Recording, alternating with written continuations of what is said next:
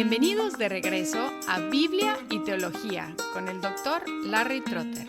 Esperemos disfruten el siguiente episodio.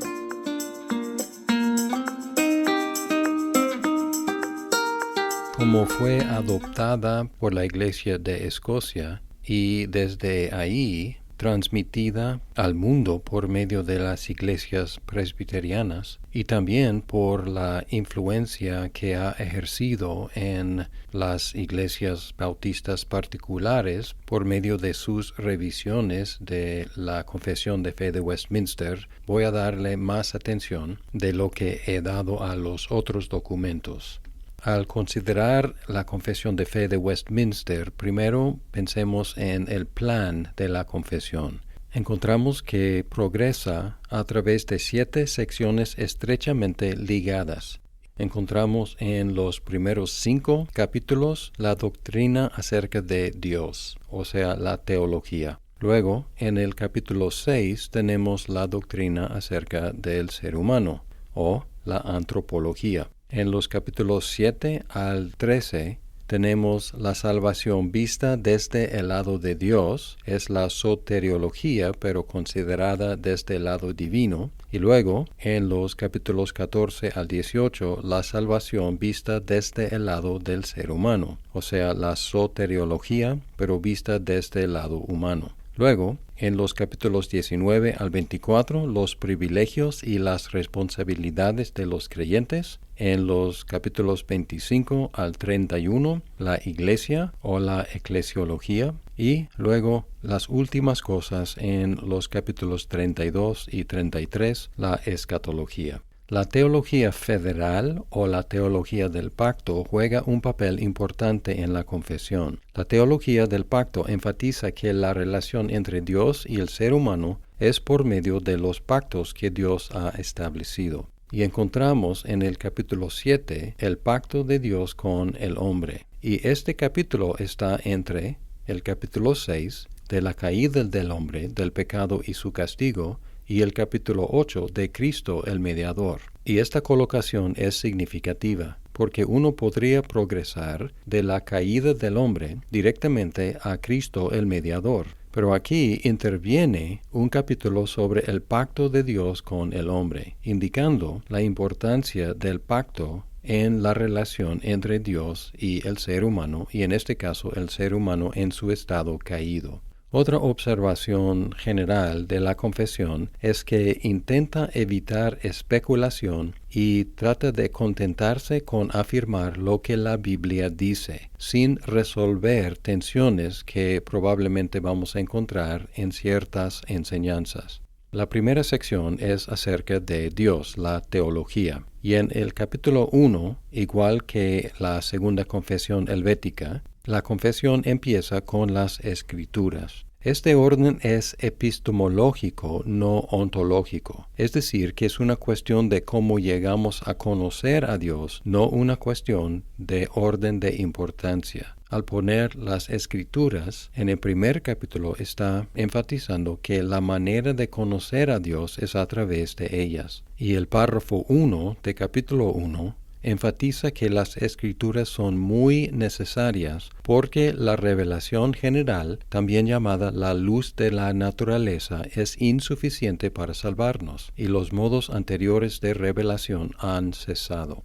El segundo párrafo tiene una lista completa de los libros de la Biblia, con 66 libros, y esta lista es polémica para contrarrestar las decisiones del Concilio de Trento, y también para contrarrestar el movimiento de la luz interior entre los amigos o los cuáqueros, y también la estima con que algunos anglicanos recibían los libros apócrifos.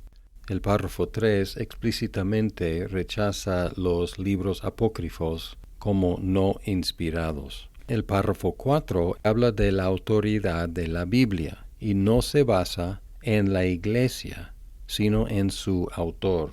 Dice, la autoridad de las Santas Escrituras, por la que ellas deben ser creídas y obedecidas, no depende del testimonio de ningún hombre o iglesia, sino exclusivamente del testimonio de Dios, quien es en sí mismo la verdad. el autor de ellas y deben ser creídas porque son la palabra de Dios. Y luego en el párrafo 5 menciona 3 testigos que testifican a favor de la autoridad divina: la Iglesia, el carácter del contenido de la Biblia y el testimonio del Espíritu Santo. Y dice que podemos escuchar los testimonios de la Iglesia y el carácter del contenido de la Biblia, pero el testimonio del Espíritu Santo es decisivo y necesario para que creamos en la Biblia como la palabra de Dios. El párrafo 6 declara que todo lo necesario para nuestra salvación y para la gloria de Dios está en la Biblia, pero en 3 niveles de explicitud. Dice: el consejo completo de Dios tocante a todas las cosas necesarias para su propia gloria y para la salvación, fe y vida del hombre está expresamente expuesto en las Escrituras, o se puede deducir de ellas por buena y necesaria consecuencia.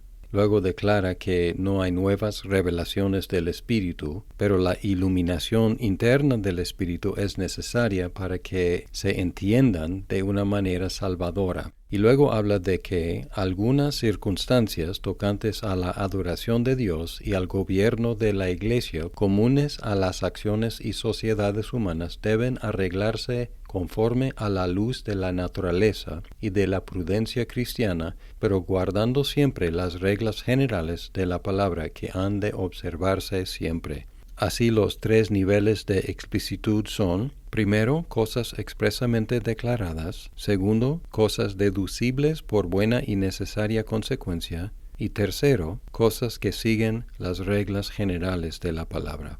El párrafo 7 declara que las Escrituras son perspicuas, es decir, suficientemente claras para ser entendidas por gente común. En el párrafo 8 dice que debemos recurrir a los idiomas originales de la Biblia para resolver toda controversia, y debemos traducirla a todos los idiomas de todas las naciones. Y aquí tenemos un alto respeto por los idiomas originales y también un impulso misionero de traducir la Biblia en todos los idiomas. El párrafo 9 da unas reglas de interpretación. Dice que la Biblia, no la Iglesia, interpreta la Biblia infaliblemente. También dice que cada texto tiene un significado, no muchos, y aquí en contra de la interpretación cuádruple de la Iglesia medieval. Además, debemos interpretar los textos difíciles a la luz de los claros, lo cual presupone unidad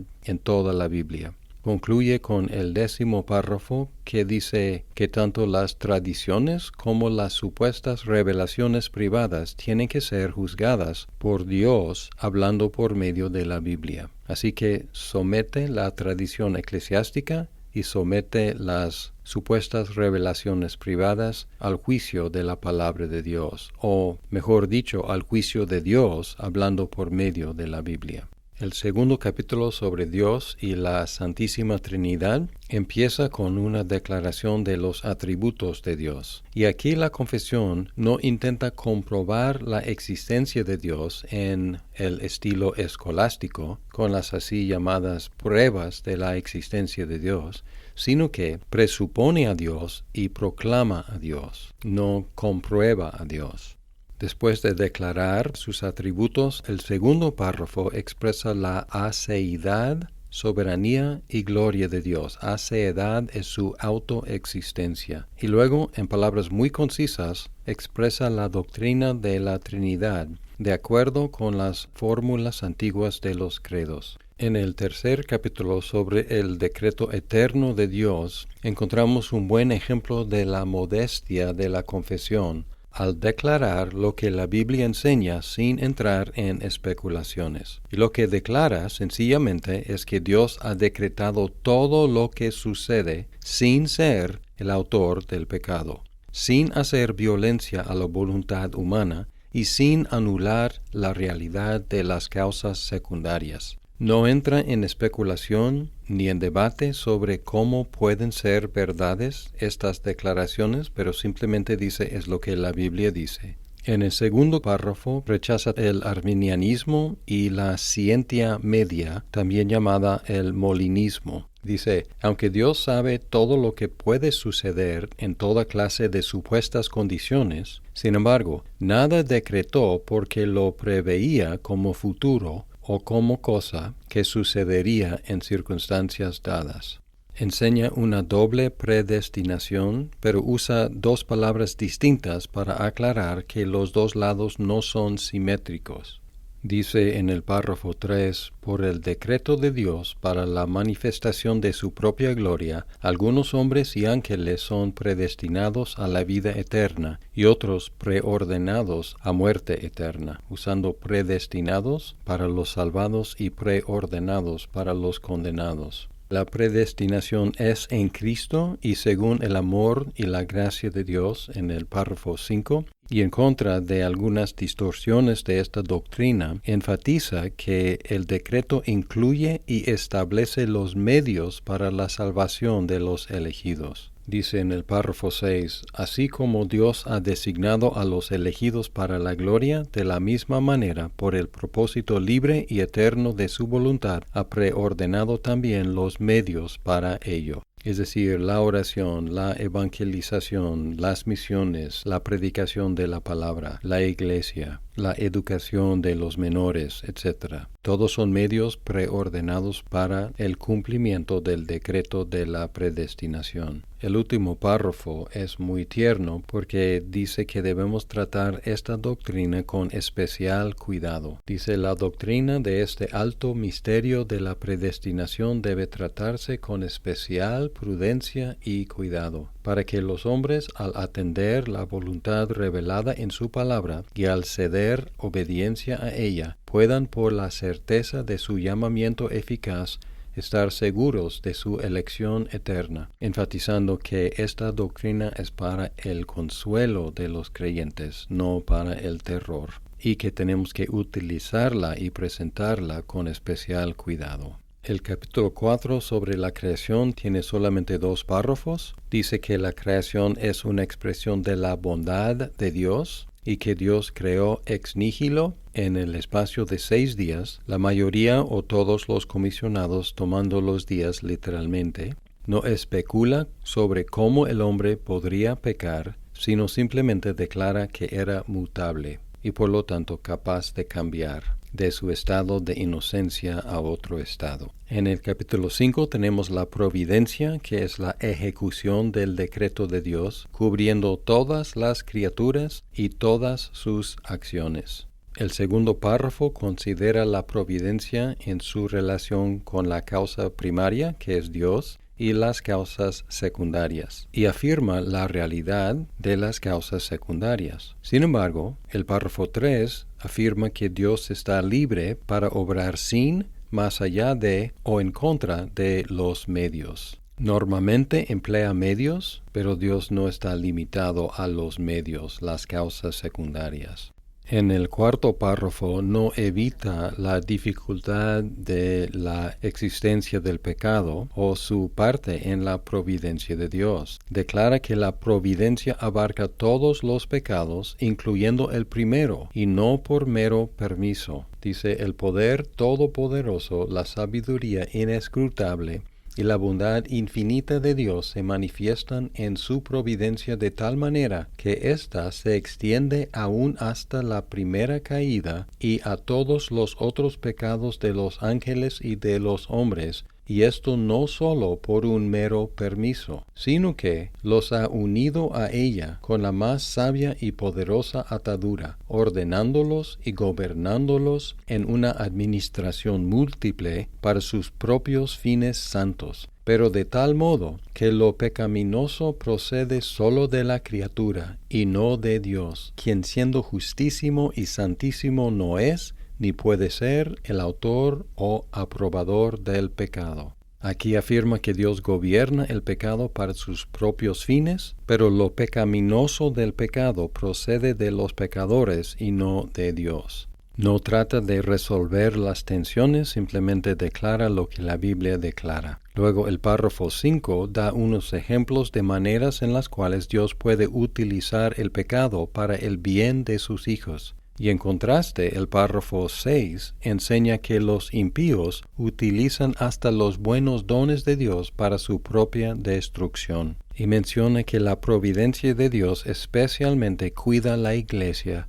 Dice simplemente, así como la providencia de Dios alcanza en general a todas las criaturas, así también, de un modo especial, cuida a su iglesia y dispone todas las cosas para el bien de ella.